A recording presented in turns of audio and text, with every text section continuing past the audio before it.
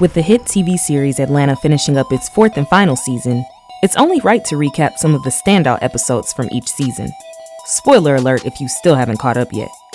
For those who aren't familiar, Atlanta is an original comedy drama series on FX that features familiar faces like the creator himself, Donald Glover, aka music artist Childish Gambino, actor Lakeith Stanfield, and other household names who make a few appearances.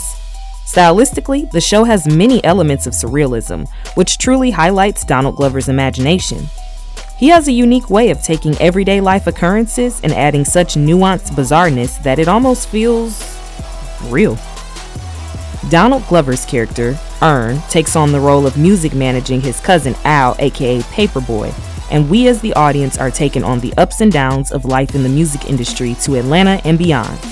Lakeith Stanfield's character, Darius, is the comedic but oddly philosophical best friend who presents himself in an almost effortless but obtuse manner. And then there's Ern's former lover / baby mom / current lover / well, it's complicated. Van, she takes on a life of her own outside of just being the mother of their child, Lottie.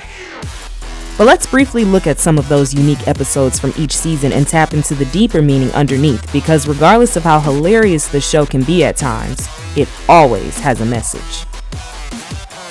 In Season 1, Episode 7, BAN, aka Black American Network, we take a sharp turn away from the chronological sequence of the storyline. The episode is shot in a way that follows the format of late-night talk shows with fictional commercials in between that depict black culture in a satirical fashion. From advertisements about Swisher Sweets to malt liquor and Dodge Chargers, and even a cereal commercial that personifies police brutality through a cartoon, each of these makes some type of statement on the experience of being black in America. The talk show, Montague, features Paperboy and fictional trans activist Dr. Deborah Holt in a heated debate over Paperboy's seemingly homophobic tweets about Caitlyn Jenner. The episode is very culturally relevant to the times in which it originally aired in 2016. Social media was, and still is, abuzz with the topics of equality in the transgender community, as well as the daily discrimination that's experienced in the black community. Paperboy is ridiculed for not publicly supporting trans lives, and he brings up how people tend to not get the same backlash for the constant disregard of black lives. We see the idea of two communities working against one another further personified through the fictional concept of being transracial.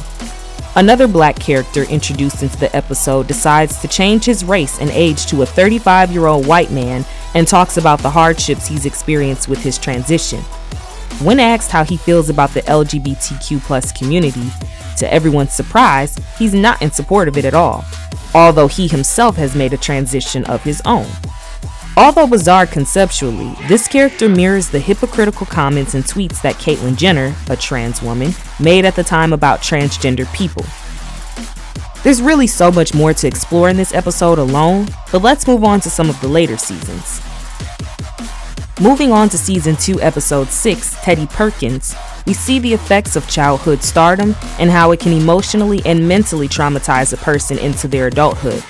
Darius takes a trip to pick up an antique piano from a man named Teddy, who very closely resembles Michael Jackson.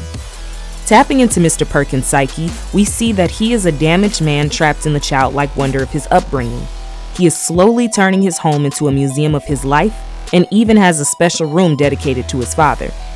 In Teddy's explanation of his father, Darius begins to piece together everything and starts to question if the man truly understands the depth of pain that his own father put him through.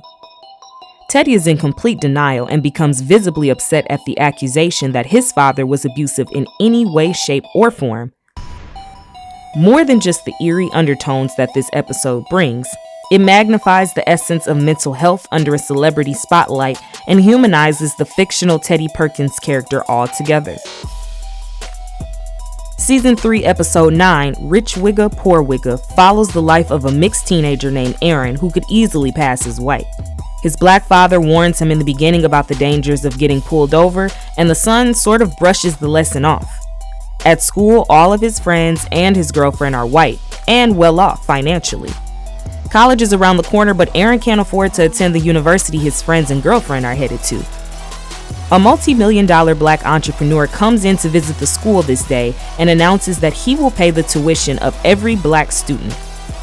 The part of Aaron's identity that he tends to brush off the most all of a sudden becomes the tool he'll need to get into college.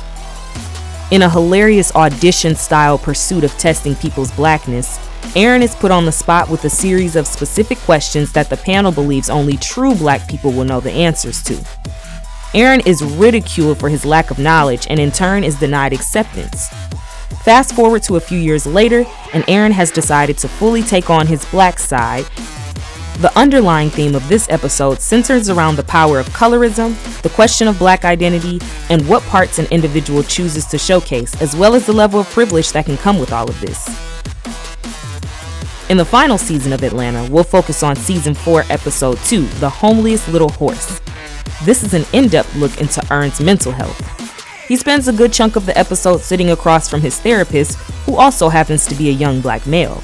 Such a rare but refreshing moment to see on TV, with Ern finally dropping his guard for a while and letting his emotions just flow. With the constant responsibility and misadventure of being Paperboy's manager, who, by the way, has turned into a mega superstar at this point, there's hardly been much time for Ern to just breathe.